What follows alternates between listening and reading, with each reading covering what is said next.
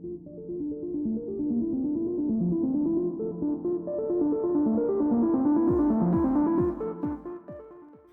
is up, my ninjas? I'm Strydent and welcome to another video. It's been a while. So I always say that, and it hasn't really been that long. It's been less than a month. I have not doing a review per se, but I have a bunch of things that I kind of want to just geek out about for a little bit. So this isn't really like a haul video because these are all things that I've had for a little bit. There's a couple that I got within the last month or so, but the majority are just things I just want to shed some light on. You know, I just want to talk about, give props, because a lot of these are pretty cool things.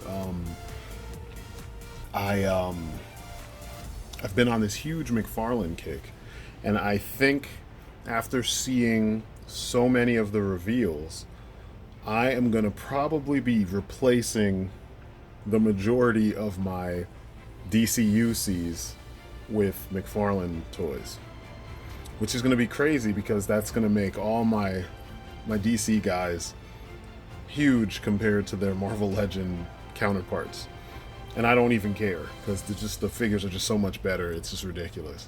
Like I saw the Booster Gold and Blue Beetle. They look great. They look happy. They look classic. You know, and I'm not a big SDCC guy, but seeing what they're showing and, you know, all the things that McFarlane is in the process of releasing, it's just like, holy shit. Like, you just can't deny that this man has the grasp on what it is that would make for great figures. You know, the Spawn stuff is awesome.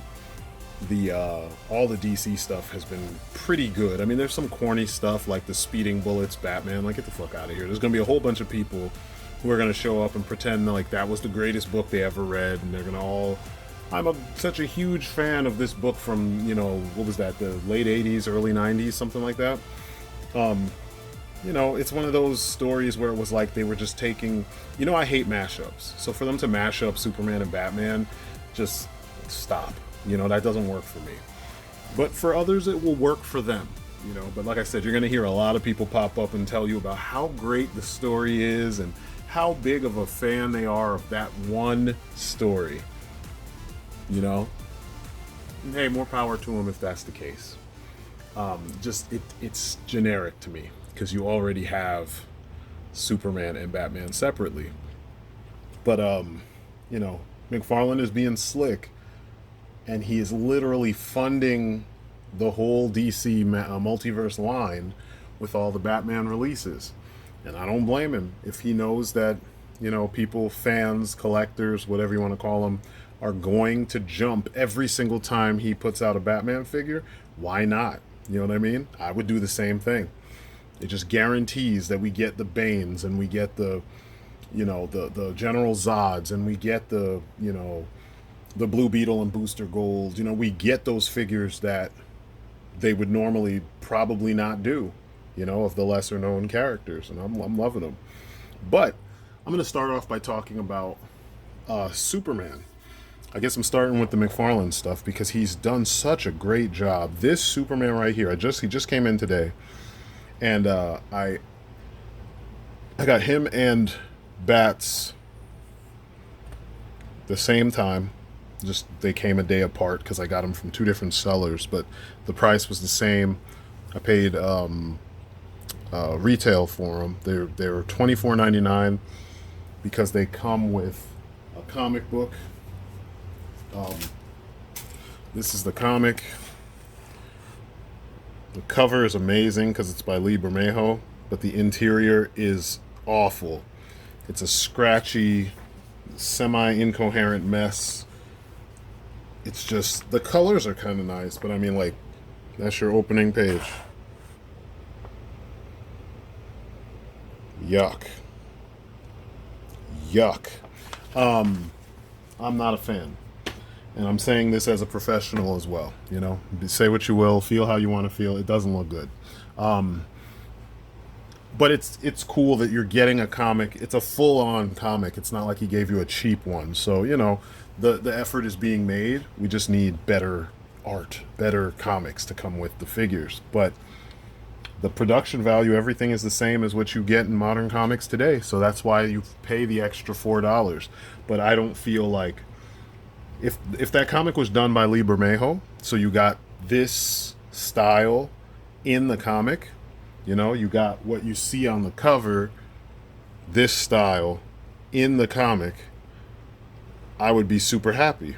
I mean, look at that. That's beautiful. Look at them. They all look like adults. Costumes have such great detail on them.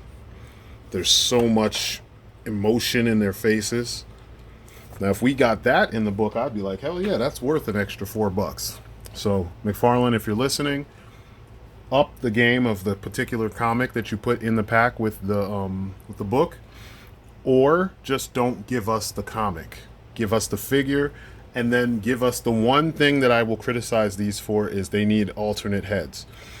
Everyone's making these mean Superman figures where they have this super serious face, you know, and they're not making the ones where Superman is having the warm, you know, fatherly face that Superman is supposed to have. Now the rebirth Superman has that warm expression. Even from certain angles, it looks like he's smiling. And I want to say, like, from this side, he's serious. From this side, it's kind of a smirk, kind of a smile. And it's the same head from the very first Superman McFarlane Toys did. I didn't get it because I don't like the anatomy on that figure, and I don't like his articulation on that figure. Now, these two, this one and the Rebirth one, holy shit. But anyway, we're talking about this one first. Number one, Lee Bermejo has been one of my favorite artists for a long time. And when I say favorite artist, I mean, if I saw him do a book, I would pick it up. You know what I mean? Because his style is just so different from a lot of his peers. And you don't see him do very many books, at least not in a long time, you know? My favorite stuff from him was when he was doing the Lex Luthor Man of Steel. I dug that, and I dug... There was a book, I think it's the same book with Supergirl, the clone of Supergirl with the dark hair, and she was she had a different power set, and he was using her as kind of like an enforcer. I think that's the book. I liked Batman Noel. That was actually really good. And I was like really excited to see someone use that suit in a movie, but they haven't yet.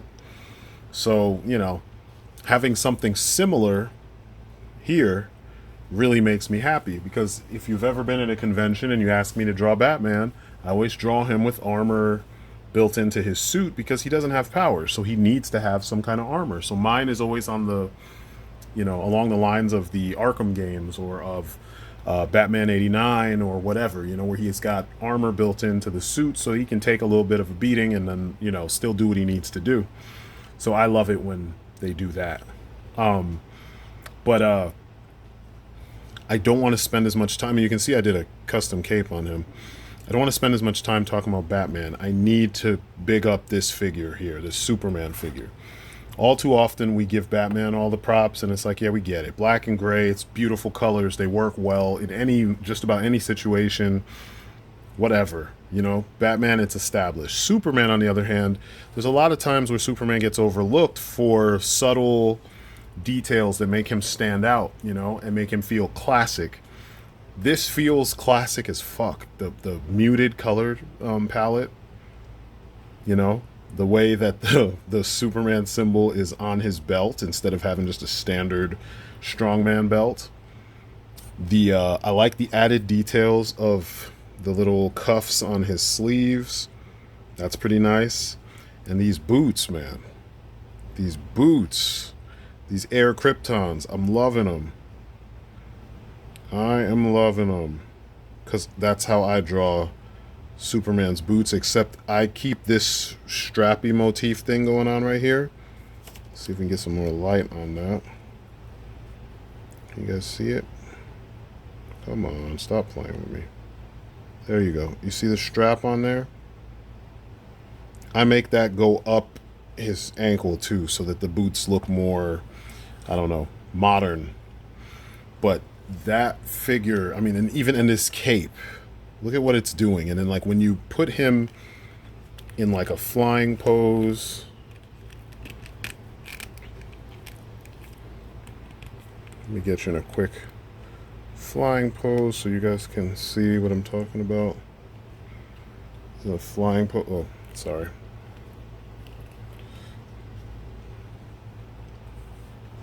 I mean, look at that. It looks perfect.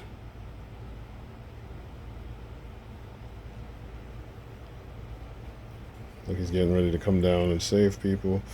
It looks good. And then when he's actually like flying forward, and this is the thing that I'm loving about McFarlane figures. Every Superman has the ability to look up all the way. And then on top of looking up all the way, they all have this much, back motion so that he can actually fly and look the part. So that you can get his chest up further to go with, see what I'm saying? To go with his head looking dead on. I mean, that is amazing, right?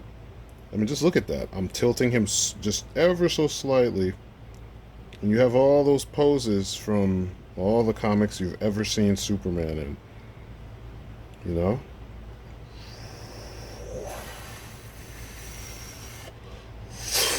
It's just crazy. And then he also comes with fists. So you don't have to only have his hands, open like this. You can actually have him ready to punch the shit out of something. And I love that too, because, I mean, those should always be the accessories, That and a happy, warm expression, alternate head. Those should always be the expressions for your Superman. But like, this is a serious, almost like a throwback Superman, like if you're doing a flashback and that one back here is your modern Superman, then here's your throwback. This could even work as a modern Superman, because I mean, he's a little bit darker than what you're used to, but the color is still there. I mean, I'm not a fan of the muted color palette. I'm not, because it doesn't do anything. He's still wearing his underwear on the outside. It's like, what are you trying to do? It doesn't make him more serious. It's a muted color palette. That's it, So you may as well just up the color. It doesn't make him look more mature just because his colors are dimmer. You know what I mean? I expect his colors to... He's Superman. He's the big blue Boy Scout. He's supposed to be bright. He's supposed to stand out. And, look at All Might back there. They don't do that shit with him. Shouldn't be doing that with Superman, But that's been a thing, I know. It's part of the problem with the way superheroes are handled in the U.S. They're always trying to make them... It's like we love to benefit off the superheroes when they become popular, but we don't love to celebrate the superheroes, you know what I mean? Because, like, we're always trying to find ways to make them more realistic and more grounded and more flawed. And it's like, I thought you loved superheroes. We should be celebrating all the things that superheroes inherently are, instead of spending all this time trying to make them something else, This figure, this is an S-class figure right here. S-class figure. Like, if you don't know about this shit, I hope I'm letting you know, and I hope you go find that figure, and I hope you get one, and then you experience it for yourself. He is fucking top-notch. Like, Todd McFarlane is killing it. He is killing it in the best way possible. You guys see the Bane figure that he released the images of? I'll probably push that up on screen as well, because you know how we do. That is a thing of beauty. And like, for all the people who forgot that we got a Bane, like a regular Bane that doesn't look crazy, from DCUC. He was a Collect and Connect figure, and we could easily just use the Bane figure from that as the standard Bane, and then use his Mega figure, which is going to be huge, as the roided up Bane. So that'd be something to do. I did this custom cape on Batman, and I did it the old school way. I didn't put a wire in there, even though I have some wire. I figured, he needs to have a custom cape on. I may redo it because I got some fraying going on If you look right up there, it frayed a little bit because I pulled it and it stretched. This is a little bit thinner material than what I usually use. I usually use this thicker spandex type material right here. And you can see the edges of it I'm pulling on it right now and it doesn't, it doesn't fuck up. It's a little thicker than what I want for his cape. So I'm gonna redo that. I also this one is dope though. This figure is really dope. Again, Lee Bermejo always puts the details, lots of detail on his designs. So like this Batman looks like, look at how much armor is on this guy. It's a lot of armor. And you can clearly see that a lot of inspiration was drawn for BVS from elements of this costume. See that on the gloves? When he had some of these details in Noel, the difference was his cowl became the bat symbol on his chest. So this is a little different, but like, look at that utility belt, man. Okay, move your hands. I want to see the belt. See all that? Little hooks back there, so you could hook the grapnel gun on there if you wanted to. You got another one on the other side, so you could hook the grapnel gun or something on there if you wanted to. It's pretty damn nice.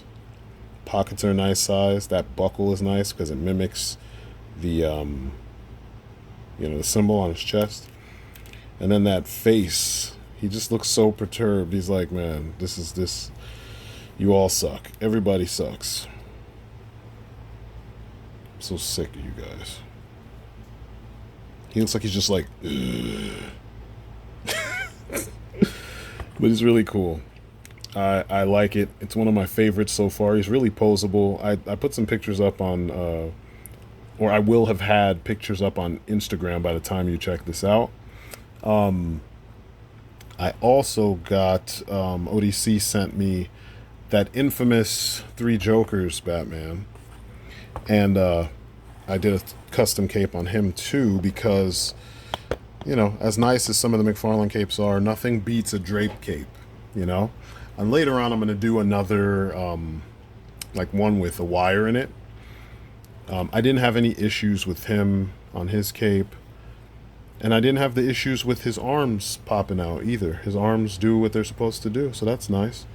It is weird that they made this particular one does not have like the separate head and then the neck. You know what I mean? Like it's all one thing. So when you move it, you can see like right in the base of his neck, that's where the ball joint is. I don't know why they did that. It's really strange.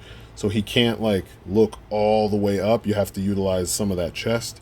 And he has the old school chest, so he doesn't really look forward that much. So if you wanted to, say you had a wired cape and you had it out like glider wings, he can kind of look forward. He's not necessarily looking forward. Not like the other Batman figures. But yeah, the figure's not bad. It's kind of crazy too that this design is mostly the 89 suit with just gray, and then they didn't put gauntlets on his forearms. Maybe they're underneath those gloves, in world logic. It's got the boot covers, shin guards and stuff, you know what I'm talking about? Come on, stop playing with me. There you go. I like that. He doesn't have the Air Jordans on, which is nice. He actually has on his own boots. So yeah, it's a pretty nice design. Got that classic belt with all the pellets. So, I'm digging it. So this one you'll see in the background, or I'll put in the background of my Batcave somewhere. Or maybe it'll be the default suit when something happens. I still prefer my Mezco Batman, but these guys are getting closer and closer to the ones that I use the most, simply because they're so big. They're just so much. Like, just to give you like an idea of size. So Revoltech All Might is on the larger side. He's one of the larger Revoltechs. And he's a big guy. He's a big muscular guy, you know. But we know Batman is supposed to be a big muscular guy. Superman can be. He doesn't have to be because, you know, he doesn't have to use his muscles the same way. He's naturally that strong. But I mean, look at this. All Might is bigger than the McFarlane figures. So having them side by side and you have that much, you know, size to them, that works, you know? Back in the day, you guys used to complain about DC Direct and how their figures were too large. Here's a DC Direct figure compared to these two. You know, times have changed. You guys were complaining, and you didn't even realize that, you know, at some point that would change. That whole shtick would change. So yeah, I'll even move forward a few years to like the more modern DC Direct, and he's still smaller than All Might and the McFarlane stuff. I mean, look at that. So, you know, times have changed, sizes have kind of shifted, and you know, this is why I kept saying like everybody's all hung up on Marvel Legends being the go-to size, and I'm like, it doesn't have to be like that. I mean, look at the Motu figures. This is Beastman. He's a larger guy, but look at how much bigger he is than the two of them. I mean, like, he's almost as wide as those two characters standing side by side. and you know, and then the original release, he's shorter, but he's a pretty big dude. I mean, he's not that much smaller than they are. So, you know what I mean? Like, sizes have changed, man. Like, times have changed, sizes have changed. The approach, sorry about that. The approach has changed. And I'm not mad about it at all. I like it. I like it because, I mean, superheroes are supposed to be larger than life. And then, you know, what still amazes me, and you're still gonna have your dick riders. They're still gonna turn around and say, you can't charge that much money. You gotta up the price every now and then because inflation or because whatever the buzzword is or the bullshit excuse of the day is, and they believe that shit. But like, this figure has all kinds of joints, all kinds of engineering, and he came with so many accessories. That is an $80 to $100 figure. I still don't think he should be $100. That's a little much considering it's just more articulation, but I get it. And it's an import too. $100, fine. But there's no reason you should ever be paying, you know, more than $20 for a Marvel Legend. They don't have that much articulation. They don't have this much paint, you know. And look how clean all this shit is. You know, he doesn't have a whole bunch of like nicks and misses and all that shit. He's super fucking clean. So there's really no excuse. All Might, I was waiting for a long time. He came out the first time before Deku, and I was ready back then. I was like, yo, I want All Might. And then I was like, you know what? McFarlane's making one. Maybe I'll wait and I'll get the McFarlane one. I got the McFarlane one, and his leg kept falling off. And I don't know what it was about how the leg was connected or whatever, but it just kept falling apart. So I kept on taking it back. I took it back like 3 times, and then I was like, I give up. Fuck it. And I told you I have a track record with the My Hero Academia figures from McFarlane of them just not being put together the right way. Something always falls off. I had I have this same version of Deku from My Hero Academia from McFarlane, and he fell apart. His arm fell off. It kept falling off. No matter what I did, it just kept falling off. So I was like, fuck it. I'm just going to wait. I had him pre-ordered. I was like, I'll just wait till I get him, till he comes out. Thankfully, he came out, and he's worth it. I missed the first pre-orders for him. I mean, he sold out like shit the day of, something like that. The way it usually is, you know how it works. And so I just was like, man, I've been searching. I'm looking around Japanese sites. I'm like, yo, I've got to get him. Sucks that I missed out. He's one of my favorite designs, and he's a cool character. The show is annoying because, 7, 8 years later, and we still don't know how Deku became the world's greatest superhero, because that was the tagline of the show. It was the opening lines of the intro of the show, and we never get there. So I was like, fuck this show. You guys can't tell a coherent, straight up, like, let's move forward. Instead, you keep telling us the same shit over and over and over and over, and you won't get to the goddamn point. But I love the characters, and I love the unapologetic love of superheroes that you can tell they have for throughout the show.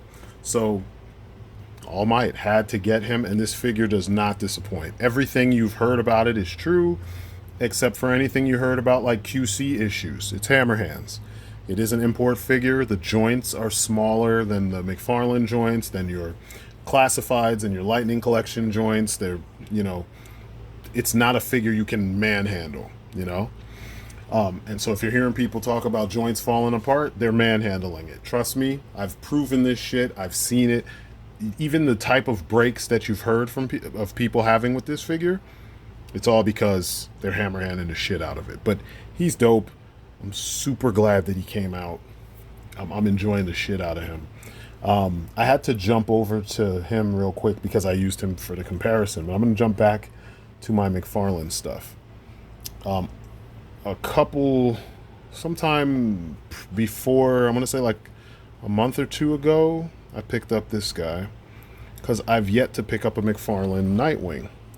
And it sucks because like the standard Nightwing is the one I really wanted, and he just goes for dumb prices. So I was like, Gotham Knights coming out, I may as well get him. And I do want to get the Red Hood, but I prefer the Arkham City Red Hood. So that's my Red Hood. I want the McFarlane version of that, because that way we can, I can complete my team. I also want an Arkham Knight version of Batgirl, because I love the new 52 suit. I hate the Batgirl of Burnside suit. That sucks. It's garbage. It doesn't make sense. Whereas the new 52 suit, which I have the DCUC version, and I'll show you that. But yeah, she's so short. She's so small because she is a, DCUC figure. But I love this costume. It's so cool. And I want them to do the Arkham Knight version so that she'll be in scale with these guys. She could be short. Barbara Gordon doesn't have to be tall. Like in my universe, she's short. I use, I also made a custom of Barbara Gordon, like in her plain clothes, because these two faces look very similar. And I always was like, she would be the one to wear a leather jacket and jeans and be a little rough, like she looks like she would be a little bit more like, she's not the Yvonne Craig Batgirl from when we were kids, actually before we were kids, because that was before my time. 66 was a good several years before. It was like a decade and some change before I was born. But this feels a little bit more modern. So yeah, I have her being a shorter character, whereas the boys are all a little taller. And the cool thing with Tim is I have so many Tim Drakes that I get to have Tim from when he's smaller to when he's a little bit bigger to when he's like almost this size with the one that came right before this. And then I have this one. And the suit's not bad. It's strange because the armor plating and all the things are hidden by that weird hoodie. But I guess if he had a say in what he's wearing, he would try to make it a little bit more modern. So I get where they're coming from. I prefer the traditional superhero style, but at the same time, I'm getting used to this and I'm starting to like it. So I am rocking with that right now. But it's nice to have that in addition to the other Robin suits I have. And then Nightwing. It's like their feet need to be a little bit bigger, but he doesn't like to stand. There's always a problem with him. Either he leans too far forward, or he leans too far back, or he stands for a little while, or something is always an issue. But yeah, he's pretty damn cool. He's really posable. Holds his Eskrima sticks really well. The eyes are in the right place. He can do the splits and stuff. His torso moves properly. Sometimes you have to actually like bend the torso a little bit more, but he leans enough. He leans more back than he does forward, as is often the case with McFarlane figures. This suit, you can tell like he's got like a jacket, and the jacket has like pockets and stuff in it so that you could, imagine him hiding gadgets and things in there, which kind of makes more sense when you think about it. Now, I put this band on here to help hold his Eskrima sticks once they're on his in those little clips, because those clips, they're not very tight. So when you put the band there, you can put the sticks through the band, and the clip holds them and the band reinforces it. But yeah, dope figure. Detail everywhere. Just detail everywhere. I'm kind of excited to a degree because I learned that the game is Gotham Knight is going to be on the PS4 as well. So I'm kind of excited because I'm pretty excited because that means I get to partake. Red Hood, right? So I'm waiting for McFarlane to do their version because they did a gold label, I think is what it's called, version, where it's this suit, but he's all red. I don't know why they did that. It looks weird. It looks kind of goofy. But anyway, a couple months ago, they announced this figure. It came out, I think it was a GameStop exclusive. And I managed to get one from GameStop. Regular price and everything. The cooler thing about him is like the toy only comes with the grapnel gun. Come on, clear up. Comes with this grapnel gun, which is really nice. It's like when you look at it without the hook, it's kind of like a throwback to the Batman Returns and, Batman 89 grapnel gun, and I love it. So you can use this with your other Batman figures, and it came with a couple flashbang grenades. But because it's McFarlane and it's DC, well, because it's DC, I should say, not McFarlane, he doesn't come with guns. But if you have this figure, you got both. Actually, that's not true. This didn't come with this figure. This came with the previous Arkham Knight figure from DC Direct, which was a piece of shit. Don't believe the prices. I think is what he was called. This figure sucks ass so hard. It's ridiculous. And then it comes back for seconds. He can't hold his gun properly. He only comes with the rifle, so you need to be able to, hold it with two hands. He just can't do it. I mean, this is what it should look like. This is what it looks like if you try to make him hold it right. And there's just no excuse for that. In this day and age, why? It's just complete laziness. And to think that there were so many ranting and raving reviews, super positive reviews about this figure, about how good the sculpt is, the colors, and it just shows you what kind of things, quote unquote, collectors are, interested in. It looks the part, but that's it. He can't kick worth a fucking damn. It was frustrating because, this right here was kind of like an extra. This is one of the figures I got from DC Collectibles. I was actually looking forward to this one. They didn't tell me they were sending this particular figure. But he just can't do anything, Shit. So don't believe the prices. Don't believe the hype. It was a piece of shit. He couldn't move. He couldn't hold his guns right. He came with this rifle, which is the two guns put together, which is pretty cool, like he did in the game. But the original one couldn't do shit. He couldn't do anything. Meanwhile, this one, it's McFarlane, so he's going to have range of motion. He's going to be able to hold things properly. He's going to be able to chamber the gun like a professional. He's going to look like a badass because McFarlane plays with his toys. It's pretty obvious that he plays with his toys. As you can see, you can play with this guy because he can actually do what he needs to do. Look at him looking down the sights. I was like, hell yes. And then on top of that, if you have the Red Hood from Arkham Knight, from DC Collectibles or whatever, because I wasn't going to pay the crazy money for the Revoltech one, which looks great, but he sold out so fast because, you know, edgelord characters and collectors. And yes, I said collectors, not enthusiasts, collectors, because they buy that shit, it's going to sit on a shelf and they're never going to do anything with him. And it's just, he's badass, so I had to pay whatever it is he costs. You know how that goes. I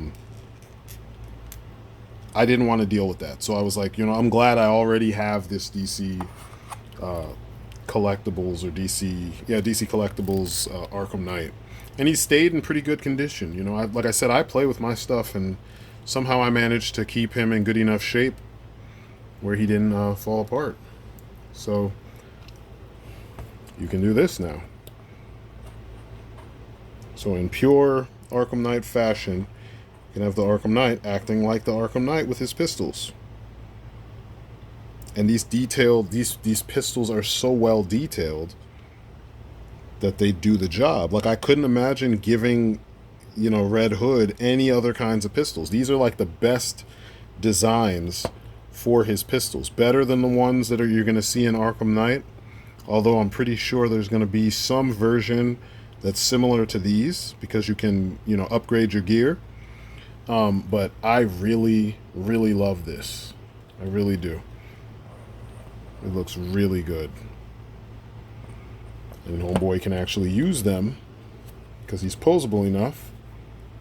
He can use them the way that, you know, you saw the Red Hood or Arkham Knight. For those of you who didn't know, Red Hood is the Arkham Knight. You can see him doing that. I would love like a copycat Arkham Knight that's not Red Hood. It's not Jason Todd. But come on. See how good that looks. Have him jumping, and he can kick, and he can fall and jump, and he can look the part, you know? Yeah, he looks the part. Have him, the no-look shot. There's so much you could do with this figure that you couldn't do with the other one. The other one could barely do what I'm doing right now. Barely, you know? He could just do all the things, you know? Shoot over the back of his head. Jump up and, you know, kick somebody, like, you know, kick.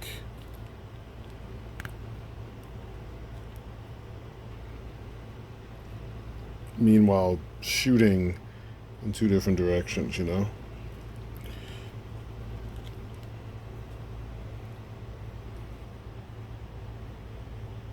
Come on, you can get in there. There you go. So yeah, he's really posable. And the armor all looks like heavy plastic, right? It's soft.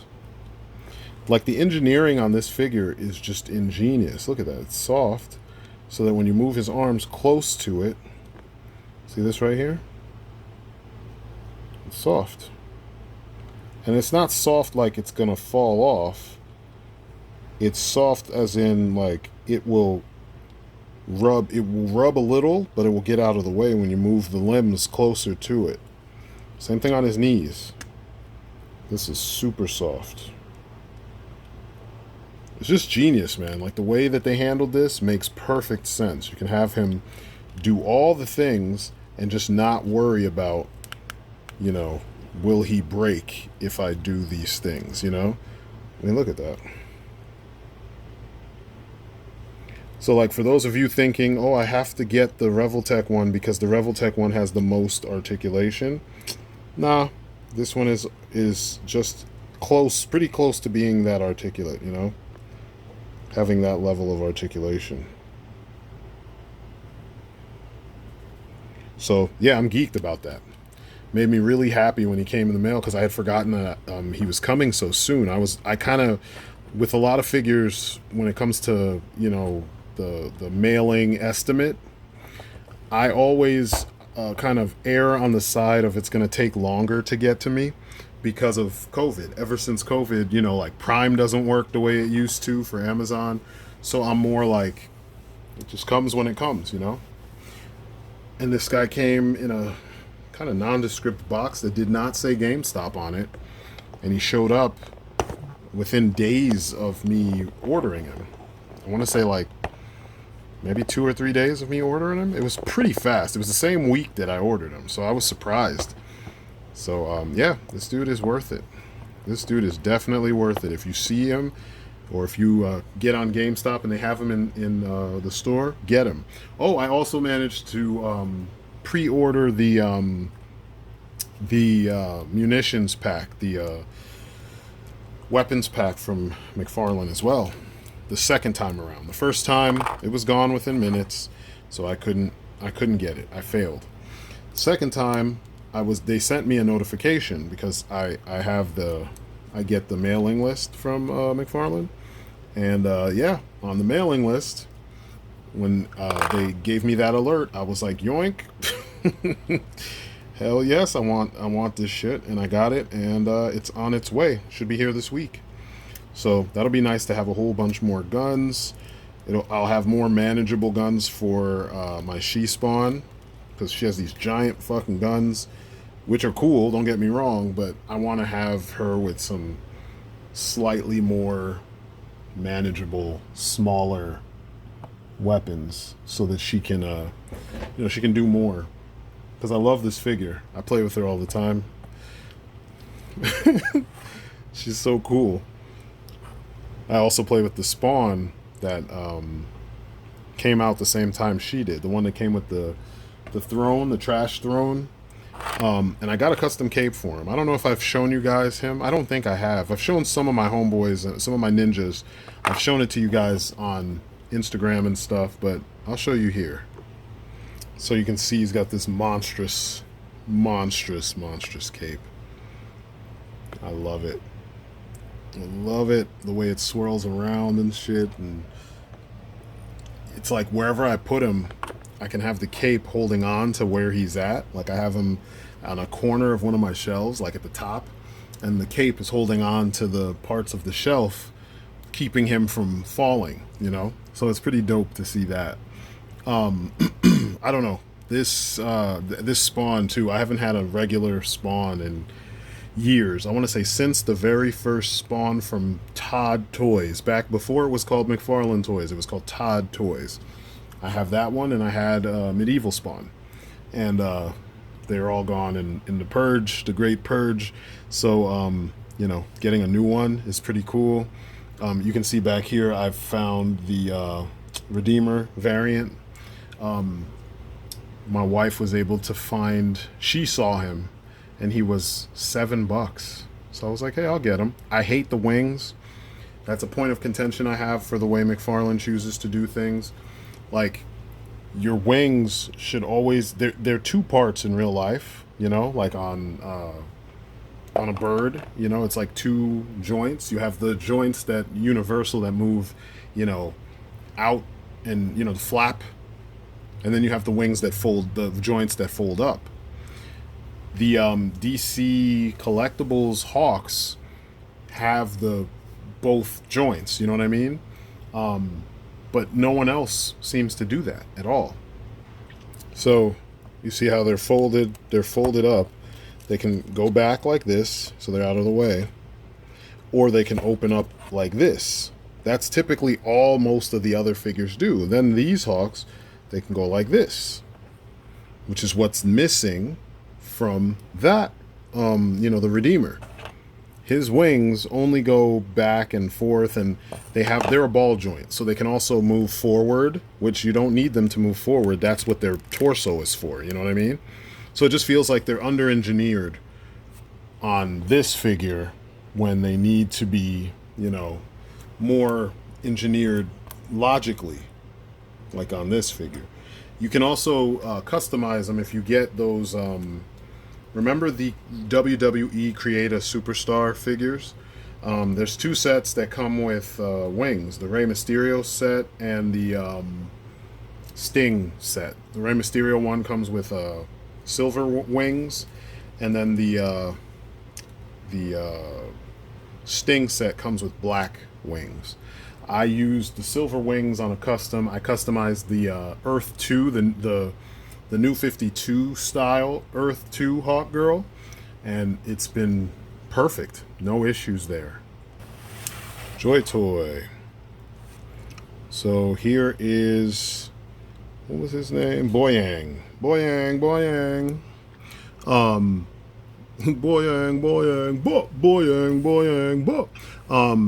I have him on a speeder that we made out of, well, I made out of Legos, on a stand I made out of Legos. I was just like, he would be perfect on a speeder.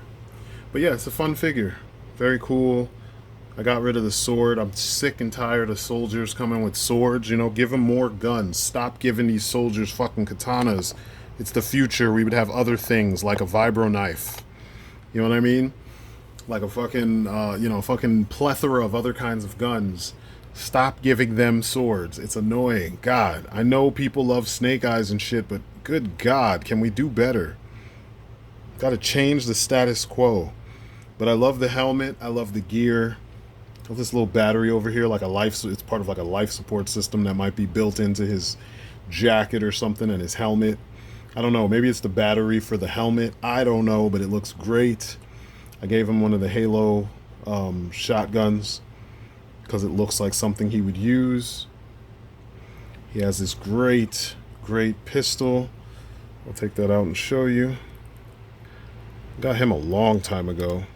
It's just the first time I'm getting to really like talk about him. But nice little rail pistol. It's like a miniature rail pistol. Or a pulse pistol. Maybe that big square, this little rectangular piece is a battery. And that's what you charge. That's where the charges come from. It's great, man. Great. Oh, and I got, here's Gregson. And I really like his detail.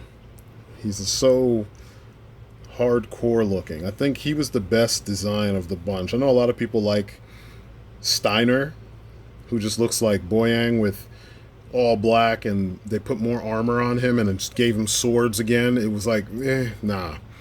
This looks legit. And then I gave him this big-ass pistol from Final Faction. I love these things. And it just looks like something that someone with all this gear on would use. So, yeah. Loving this guy. He's really cool. And then this was from Father's Day. My wife and son picked this up for me. It's the Phantom Ranger from Power Rangers Turbo. Now, he was one of the only things, along with the, whatever the second Turbo Megazord was, the one that had the guns on the shoulders and shit, and it had like the fire truck for the Red Ranger and the big bulldozer for the Yellow Ranger, and etc. etc. I have that Megazord, or I had it. No, I think I still have it. Yeah, I do. I still have it.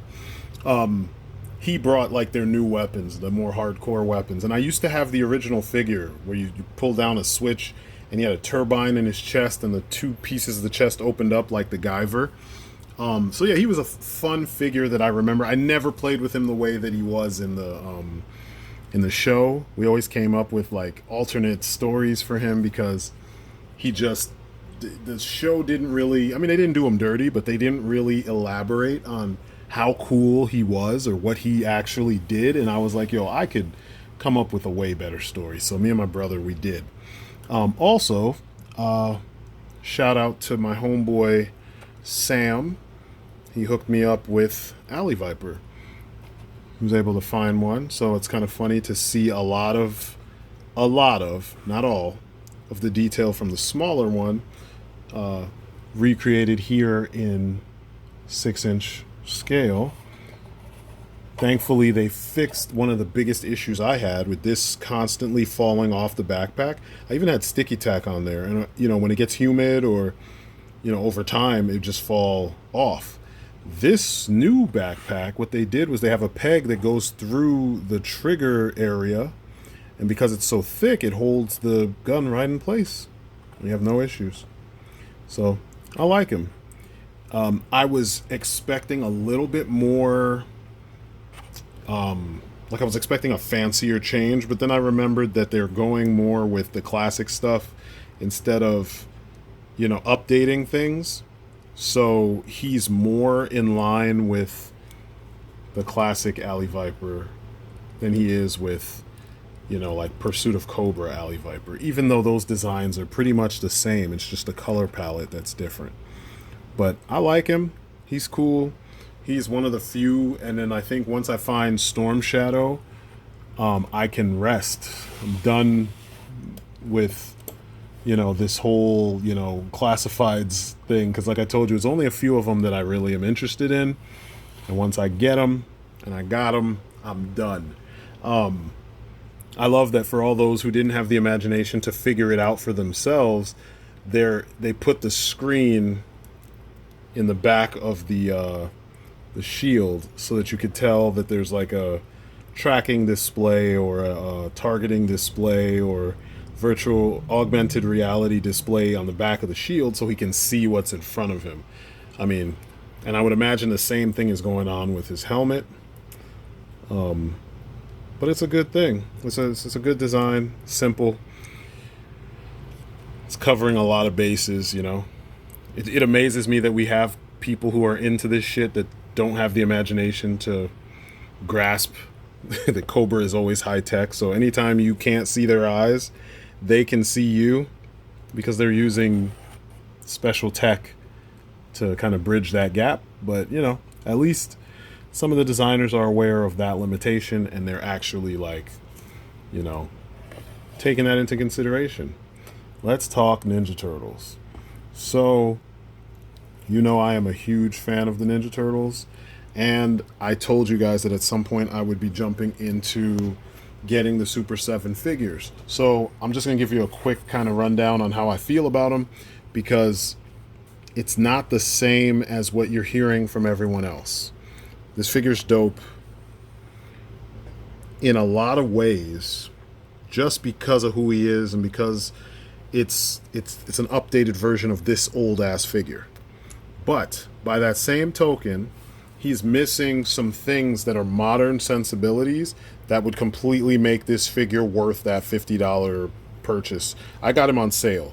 I think I paid less than $40 for him. So I was like, yoink, I have to get him because he's so cheap in comparison to what he actually, was intended to cost. But like, when you have a NECA figure with double jointed elbows, double jointed knees, torso articulation, the feet, everything is comparable. Everything else is comparable, but the major things are the double joints in the elbows and the knees. It makes you kind of like wonder, what was the point? What was the thought process here? Also, there's a weird construction with them, with these weird, this weird torso joint over here. It's kind of, down here. It's like floppy and it's on a ball joint or something. It's weird. It doesn't really seem to serve a purpose other than like it allows you to twist their waists. But, the NECA figures also have a joint. If you look in there, you can see, let me move him back and I'll show you. If you look in here, you can see, actually I'll use this because it's thinner. You can see right there, there's a division. So not only do you get a little bit of a swivel, but you also get the side-to-side diaphragm motion. You also get a little bit of a twist if you need it. But the turtles don't really twist that much because they're turtles. We don't expect that. You shouldn't be expecting that kind of articulation from this form. Form does follow function after all. So there's aspects of the figures that I'm like, for the price, they should be doing more. But, as we know, Bobby Vala calls Super 7 subpar 7. I've heard other people say some things too, and I'm just like, yeah, they tend to overcharge. That was my bad. They tend to overcharge you for very minuscule effort, Not to say that the Four Horsemen didn't do their thing. Their sculpts are always stellar. But, and as you can see, I'm using the new sculpted head, not the classic head, because I prefer this. But it's kind of a shame that they didn't push it farther. The range of motion is also not that high. He can do a lot of things that other turtle figures couldn't do, especially, the retro figure that he is replacing or updating. The problem is they feel light. The legs, he's not as floppy as others, but you can see it's floppy. And like, just doubling the accessory count by giving us the painted accessories and then turning around and giving us the same accessories but unpainted like this. I get the nostalgia thing, but I'm getting sick of being cheated because they choose to rely on the nostalgia. I would have preferred if you updated his articulation completely. I would have preferred if the range of motion was amazing so that he could do all kinds of ninja stuff. I would have liked hands, that ninja hand that's like this, sometimes like this. If you have 5 fingers with the turtles, it would be just, pretend these are the, let me move them out the way so you can see what I'm talking about. You could pretend, because the turtles have 3 fingers, it would just be like this. I would have liked that. I would have liked maybe an unmasked face. I would have liked, things that they just didn't do with other lines. I don't understand why this would be 50 and that would be, 30 or 20 something, when this gives you, they came with so much shit. And like, it was all stuff that's relevant to the episodes they came from. Whereas this was just, Turtle Com and the weapons. And then a couple extra hands. It was nice to have fists, closed fists. But they're going to fight with their weapons most of the time. But it's nice to have closed fists. Cool poses, you could put some of them in. I just don't see... I don't know. I don't see why people believe that they're getting their money's worth, Especially like when you compare them to other lines that cost, relatively the same amount as these guys. And you get extra hands, you get extra heads, you get all those things, and then you get more, and then the construction of the figure itself, allows you to get more. But, overall, it's a very good figure. If you can find these figures for under 50, even if it's $40, and you need to have them in your collection, then jump on them. Like I figure I will finish. I'm going to try to find them on sale anytime I can. But they're not, they're a little overhyped, The nostalgia thing is blinding a lot of people, and you're not hearing very fair and very balanced reviews about them. Instead, you're just hearing, oh my God, it's just like my old toy, except he can move better. And it's like, come on, guys. Come on, guys. So, all in all, what I'm saying about this guy is, if you're willing to make that big ass commitment and pay $50 per figure, then I guess get them, because there's some people who are going to get them regardless of what anybody says, regardless of any words of wisdom, any caution. They're just going to jump in because Ninja Turtles, and I love Ninja Turtles, but it's like, you're an adult. You got to make some wise decisions when it comes to which ones you're going to spend your money on. I wholeheartedly recommend all of the NECA Toon TMNT stuff. Some of the characters, I don't get why they made figures of them, but if you like that aesthetic and you like those characters, you're going to get your money's worth, Getting freaking Krang with all the attachments and shit for $30, that's a fucking deal, Getting Chrome Dome that's almost 12 inches tall for $40, that's a deal. And then like finding all the rest of them. I know I had to go through some shit to get the rest of the movie Turtles, but the Toon Turtles, the whole team. But technically, you spent like $50 per pack when they first dropped. And then you could get all 4 of them now for $104. Like, that's a deal. You know what I'm saying? Like, that makes sense. 25 a piece, The secondary market prices don't make sense. With Super 7, they're just selling you kind of a, I don't know, it's a meh kind of upgrade in comparison. Like, the look is really dope. This face is really dope. And there's nice paint going on the weapons, on the painted weapons. But then, like, that's really it. There's not much paint on the figure, so that keeps costs lower. They did add finger and toenails. Okay. But like, you know what I'm saying? There's not that much. There's hardly any paint on the shell. I mean, which is similar to the original shells. I don't know. It just doesn't feel like this is $50 worth of a figure. You know? And I've been buying $40 figures, $50 figures for years. And when I look at all the detail, the transparency, the different types of plastics, the paint going on, like there's paint underneath the transparent plastic. There's those decos. Oh, there's always so much dust. It's the pitfalls of having your man cave be in the attic.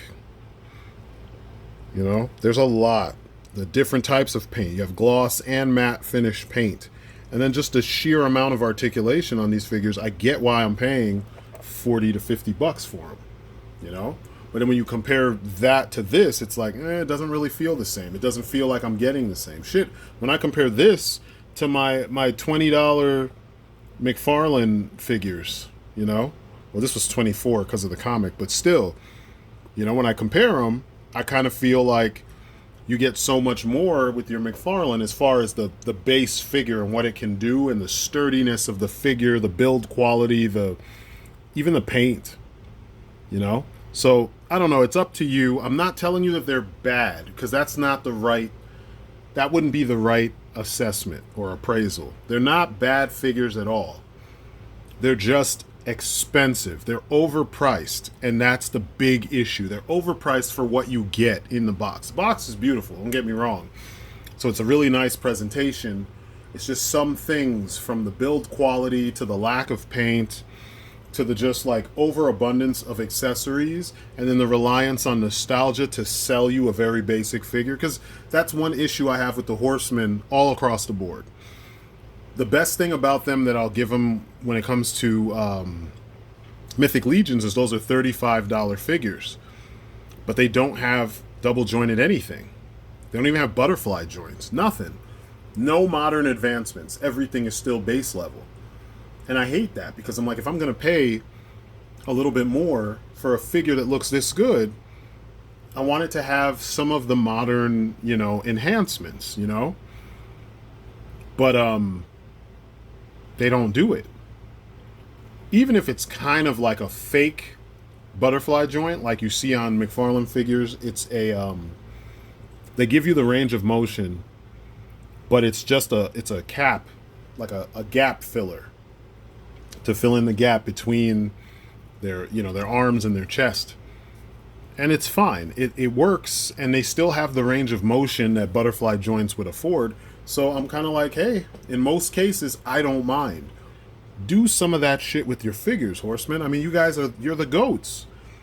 You should be able to do that. But instead, they give us a freaking 90s, early 2000s action figure with a beautiful sculpt that's worthy of, like, modern action figures. And then, you know, we have to buy all the accessories separate with the Mythic Legions and shit. And, like, it just never feels like you're getting that full experience, and yet you have a dedicated fan base that's like overpaying, and you have all these businessmen that are buying up those figures and then reselling them for 4 times the price, and it gets old. And you have the same issue here, except here you get a little bit more, but I still don't think it brings that price all the way up quality wise.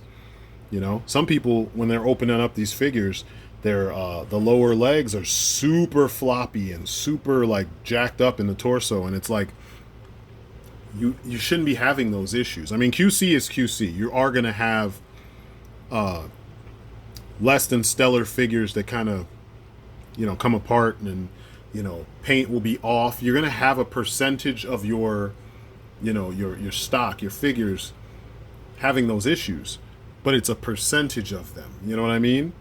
I've seen so many posts where it seems like it's a big percentage of people having issues with floppy joints, with, you know, poorly connected things, with paint being in the wrong places, things like that. And you know, it's $50. It's a premium figure. Your process should be a little bit more higher end, you know, to say the least. But I mean, then again, what do you expect from the guys who want to charge you $500 for the old school their upscaled old school party wagon? The box on wheels, no electronics, no lights, nothing, and they're gonna charge you $500 for it because it can fit a bunch of, you know, 6 of them in there or something like that. I mean, I guess it's what to expect. But overall, I'll just say, as a toy, you can have some fun with these guys, but it's nothing that you can't do with these guys. And you know, I had to start with Leo because that's my favorite turtle, and you know, he's the most ninja-tastic of the bunch. And they look good, though. I mean, you can see they paid attention. It's the Horseman. The sculpt was never going to be the issue. It's everything else because it's Super 7. And it's always something, you know, some smaller piece that's a problem with Super 7. I mean, I told you when I reviewed the Richard Stout collection, Masters of the Universe movie figures. William Stout, I think it is, not Richard. William, and I hope I got that right. I'm pretty sure it's William Stout, but Mr. Stout, the movie figures based on his designs. The sculpts are amazing. The paint is really good. It looks the part. It's just that, like, you had issues with the joints, and they're using a freaking like 10 or 15-year-old buck. And they're having issues with the QC on that buck. Like, it makes no sense. Mine, the neck was glued, the neck peg was glued in place fused when they fused the body. And I was like, or the chest, and I'm just like, for real? We're having that problem now with a buck that you've made millions of figures from already? That should never happen, you know? Then there's the legs. You move the legs, you rip the belt. It's like, are you fucking kidding me? We shouldn't be having these problems. When you engineer the figure, you're supposed to make those concessions for a free-floating belt to get out of the way when you move the legs, you know? Now you move forward, and people bitch and moan about McFarlane, but like none of the gear on the Arkham Knight gets in the way of that wide-legged stance. None of it. Not a single piece. And there's other figures, you know? There's Batman figures. There's figures that have like loincloths or tunics that, you know, cover their legs and they still have freedom to move. So it's an engineering issue. It's the fact that once the figure is, I guess, done, probably in the sculpting, the 3D sculpting phase, they don't bother to like go back and do anything. They just want to get that shit out there, and it shows in some cases, you know, like the weird lower leg design just doesn't really give the figure anything. I mean, like, you can move this side to side. What does that do for you when you're moving him? You can't really turn it. There's not really much room to turn it. So, like, making him do a kick, you could just... This is about what you would get from one of them. So what's the point? You know what I mean? Like, articulation is supposed to do something. You don't just have points of articulation just to have them.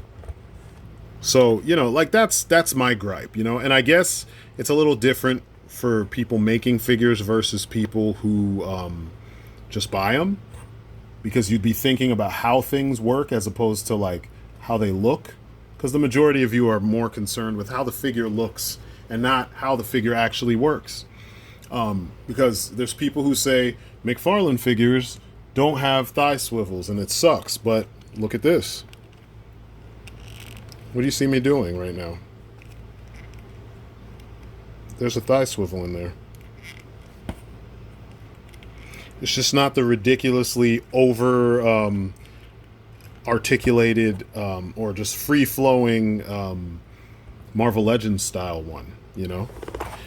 It's more of an anatomically correct thigh swivel. So you have to use it the way your thighs would swivel. I mean, you can just look at these things. Most of us, we can do certain things because our thighs give us a certain range of motion, but 95% of you can't move the way a Marvel Legend does, you know? There are contortionists out there. I'm not saying they don't exist. And there are people who just have a nice range of motion, but, like, you don't have to move all the way to there. That's not everybody, you know. Some people, it's right there. Some girls, they move inward like that. Ooh, turning it too fast. But like you see this, the swivel is in the thigh. That's where your thigh swivels in real life anyway. So you only turn, see that? You only turn as much as your thigh would allow based on that bone and series of joints and you know, all that. Anyway, anatomically correct versus just a wildly free-flowing, you know, whatever. I'm not minding it. This Superman here is one of the best Superman figures ever made. Shit, both of the ones I've shown you, this one and that one, are both two of the best Superman figures ever made.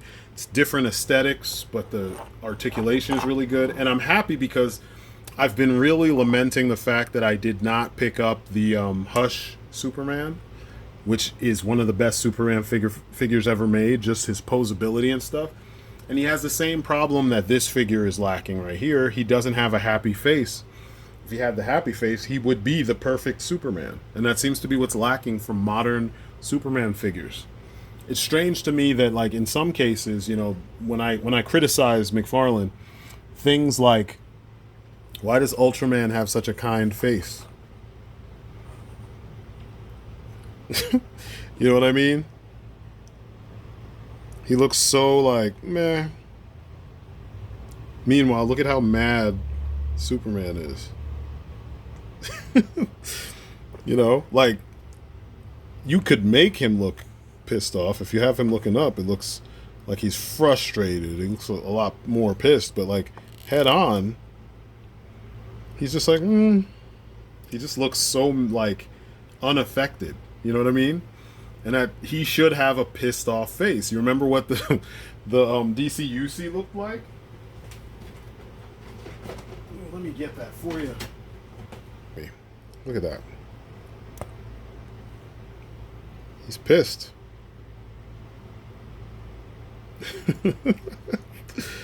Which is more in line with the attitude that this character usually has. But I like this figure a lot. He also has the same, he benefits from everything that figure has going on. All the posability. I mean, you can see his chest, and I want to say his arms are the same. His legs may even be the same. It may even be mostly the same figure. The one criticism I do have for the Rebirth Superman, and it's like, really, guys, you couldn't have fixed that? Look at these boots. Why did you do this? Why would you do that? Just paint the cuff. It doesn't have to be perfect. Just paint the cuff and let it follow the shape of Superman's boots. That's fine. But instead, they did that corny, let's paint that line up there. I hate that. I hate that. I would have even preferred no red paint down here at all. But this figure is still dope. I was making him fly around, and then like I was playing with Bizarro, and I mentioned this on Patreon. I was playing with the Bizarro figure, which I'll bring him out too so you can see what I'm talking about. Because the Bizarro figure is that exact figure, and with the Bizarro figure, they painted the red cuff around the top, which is more in line with how Rebirth Superman actually looks. So I was playing with Bizarro. I'm making him fly around and stuff, and come on, focus. There you go. And I'm noticing Bizarro has so much posability. I'm like, wow, he's really poseable. I can really make him do some things, you know? And I was like, maybe I should go and get the Rebirth Superman, because it's the same exact sculpt. I mean, you know, you stand them up side by side and you can see it. And yes, Bizarro has a custom cape. I went ham and, you know, cut the cape and burnt the cape and did all these things to the cape to make it look cool.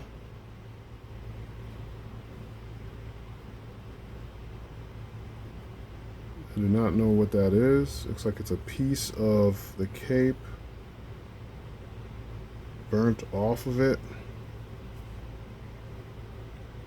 Hold on. So you can see that their bodies are exactly the same. While I was playing around with him and posing him and stuff, I was like, damn, maybe I should get the Rebirth Superman, because, you know, they have to have the same articulation, and, you know, traditionally Superman is not going to be all hunched over and looking like he's in pain and shit like Bizarro is, you know. But you can actually do that. I mean, like, I've heard people say McFarlane figures can't crunch forward. Well, what are you seeing? You're seeing them crunch forward right now. It's just a lot of people don't know how to pose their figures, you know. They don't know how to take advantage of the articulation that's there. And so they end up with less than, you know, stellar poses with their figures. You gotta crunch them over. You gotta put the right foot forward, the right leg, correct leg forward, and then, you know, you gotta twist things up a little bit to make it look right. See how his backhand looks kind of weird, and you gotta turn the legs inward because, you know, he's all jacked up. And then you got a Bizarro. Look how quickly that changed, you know? It's all about knowing what you're changing. It's knowing what your pose requires, knowing what the character's personality is, and then making the pose match that. It's not that hard if you've been reading comics and paying attention all that time, you know? A lot of people, they read and they collect, but they're not paying attention. So anyway, I ended up getting him. Super posable, super cool. He is too. I think the Soviet Superman figure, you know what I'm talking about? Red Sun Superman is this same body as well. So, you know, if you see any of those three, get them. Get them and you will be extremely happy because they can do a whole lot. Last figure I'm going to talk about is Hush. Excuse me. Now, initially, I didn't want this figure, but then I thought about it. Surgical gloves. And then I was like, yep, makes sense. And I opted to get him separately instead of getting him in the 2-pack with the only Batman figure that McFarlane has released that has black joints in his elbows, which makes no sense for a gray Batman to have black joints in his elbows because it just stands out like a sore thumb. And you know me, I'm not a stickler for like things like that typically, but when it's something that egregious, you know, that stands out so much, I have to point it out. Now, at first I was like, oh, it's gonna suck because he's got a whole trench coat on, you know, and he does have the details underneath the trench coat, but like the trench coat is not in the way. The way that this is sculpted, you can make him do all kinds of stuff. Kicks the way that you're supposed to. It's not flowing out so much that it gets in the way that you can't pose him and put him on a shelf and then, you know, have him next to other people and, you know, have his freaking coat encroaching on all the others. Like this guy. So, this figure started falling apart over the years.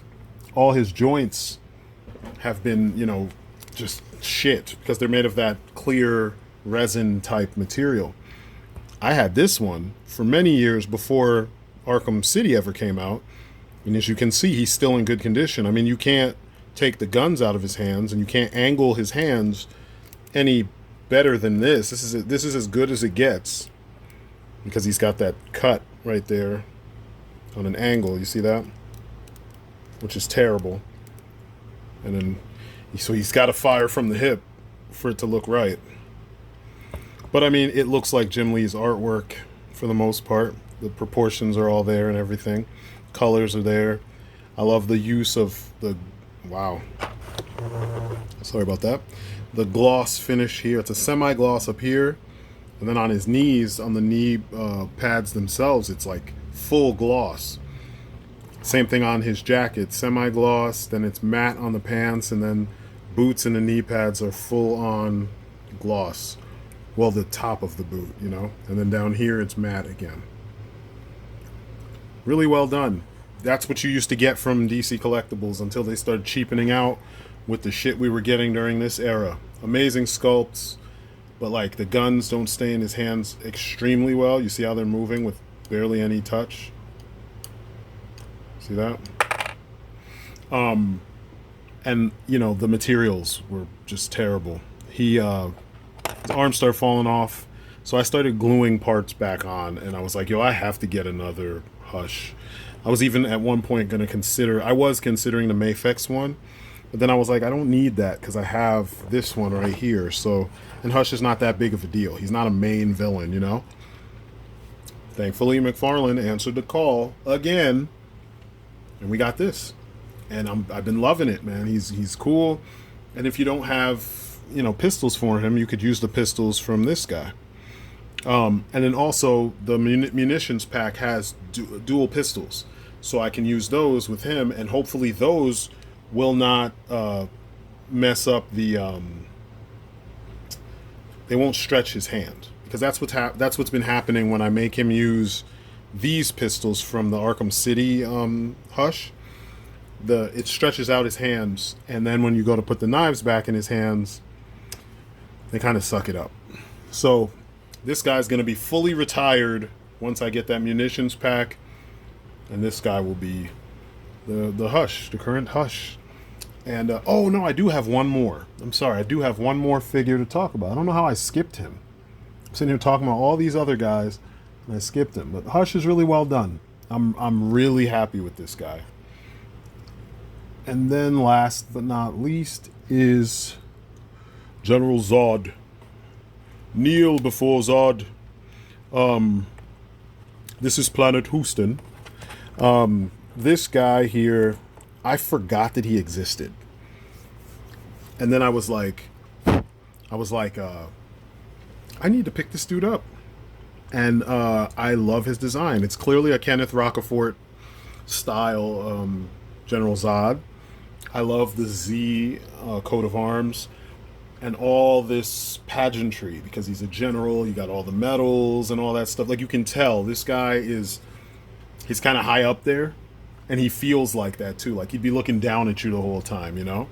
I am eventually going to customize this cape so that he can be carrying the cape, you know? I can have him with like one hand like this, holding his cape kind of like the way Magneto was doing in the X-Men films, because Zod just seems like that kind of character.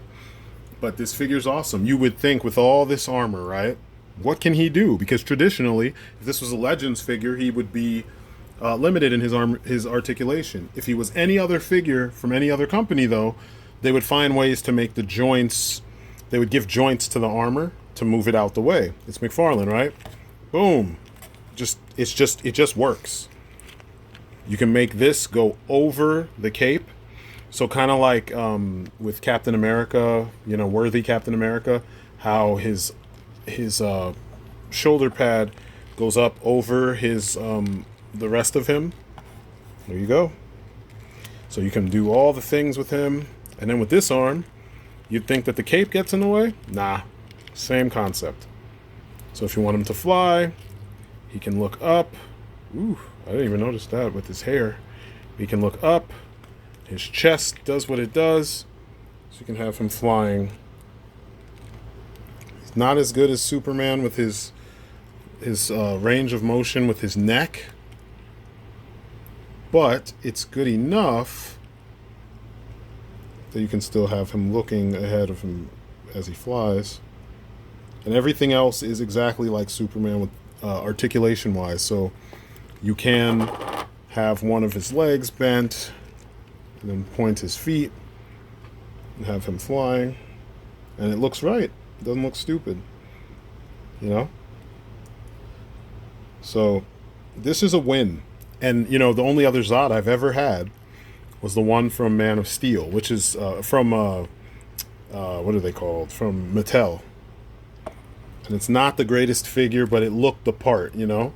And the sad part was that I was waiting for the DC Films version from DC Collectibles. I was really ready to go all in on that, and I was only able to ever get just Soups.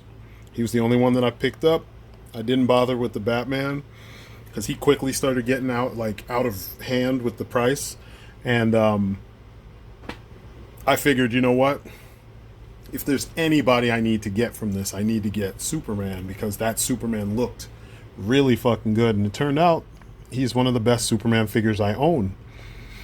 He may be the best one. He's the most posable. He's got the best cape in many ways because he's got a wire in there. And yeah, it's great. So, you know, getting this guy anyway, it was awesome because he has elements of the Man of Steel Zod design, the Kryptonian designs. And he has all these other things that are straight up from the comics. And then, you know, he's big, so he can stand head to head with Supes and not look like a chump. You know what I mean? He looks like a straight up pain, like he's going to cause Superman all kinds of problems. And I like that. Come on, stop playing with me. Stand up. There you go. The fact that he's bigger than this Superman is crazy. I didn't even realize that. I thought he would be like head to head with him. But he's taller than him. And then let's see how big he is compared to this one. I thought I did this already, but you get to see it on screen first. Yeah, he's bigger than this one too. Just a little bit though.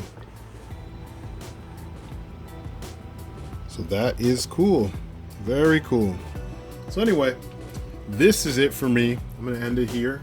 It's been a long one, but I figured, you know, it'd be fun to just talk about some cool shit that's going on with toys. I'm looking forward to a lot of things that I saw. Well, a handful of things I saw on San Diego Comic-Con. I'm really looking forward to Toy Fair. A lot of Motu stuff. Motu is really capturing my attention these days because we can actually get the stuff. It's actually going to hit retail. It's not going to go straight to the inboxes of scalpers and like whales before it goes to the rest of us. We all will have an opportunity to pick that stuff up, and I'm really geeked that we have that, because it's been a long time since we've had the ability to kind of all of us get the same stuff, you know? So I am geeked. I am geeked about some of the upcoming McFarlane stuff. I'm geeked about upcoming Ninja Turtle stuff. I'm trying to decide if I actually want to get one of those turtle vans. I don't really need one, but it'd be nice. And yeah, there's a couple other things, you know, more McFarlane Arkham City stuff. I'm really, really geeked about that because, you know, it's DC Collectibles that he's replacing, and those figures are falling apart. So it'll be nice to have better replacements for them. And then most of the stuff for the movies, like Black Adam and all that stuff, it's gonna be cool to see all that stuff and, you know, add some of that to the collection. So yeah, we'll be talking about that stuff in the next couple days, or next couple months, I should say. And then also, you know, check me out on Patreon. We have a lot of good conversation there. We talk about everything from comics to movies to toys, mostly movies and toys, and then the stuff in between, you know, life shit in between, and, you know, just things that toy enthusiasts like myself and like most of you guys, you know, may think about, but never have someone to talk about that stuff with. So, you know, get at me on there. I think it'll be interesting to get more people in and have more conversation. And there's all kinds of stuff going on all the time. I've been posting a lot of art on there, a lot of, like, I guess you would consider it ACBA, but it's you know, just photography, as well as, you know, art for upcoming projects. Some of the toy projects that I will be working on, and I am currently working on, you will be seeing stuff for them on Patreon. So if you want to stay up to date with what's going on in my world, jump on Patreon. It's pretty affordable. So anyway, that is it for me. You guys have been great. Peace outside.